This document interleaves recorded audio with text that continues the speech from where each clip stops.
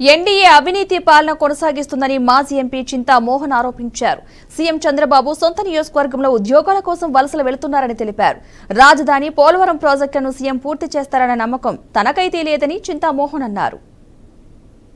ఈ రోజు అప్పుల్లో నుంచి చంద్రబాబు నాయుడు ఎలా పైకి వస్తాడో నాకు తెలియదు. నెలకు 10,000 కోట్ల రూపాయలు వడ్డీ కట్టాలంట, సంవత్సరానికి 1,00,000 కోట్ల రూపాయలు ఎక్కడి నుంచి తెస్తాడు ఈ చంద్రబాబు నాయుడు నాకైతే తెలియదు.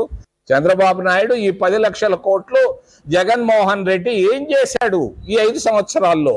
సంవత్సరానికి 2 లక్షల కోట్ల రూపాయలు ఖర్చు పెట్టినట్టుగా తెలుస్తా ఉంది. ఏంటి దీనిపైన జమా లెక్కలు చెప్పాల్సిందిగా చంద్రబాబు నాయుడిని సూటిగా అడుగుతున్నా. నాకు చంద్రబాబు నాయుడు గత 50 ఏళ్లుగా బాగా తెలుసు, చాలా తెలివైనోడు. నేను అనుకోలేదు 50 సంవత్సరాల క్రితం చంద్రబాబు నాయుడు ఇంత అదృష్టవంతుడు అని. ఈరోజు ఆయన చేతుల్లో ఆయన తాళం వచ్చేసింది. మోడీ అయినా ఆయన దగ్గర తలకాయ వంచాల్సినోడే. ఈయన అక్కడ పోవాల్సిన పని లేదు, మోడీ రా అంటే వచ్చిపోతాడు. కాబట్టి ఆయన ఎట్లా దాన్ని తిప్పుకుంటాడనేది చూడాల్సిన అవసరం ఉంది.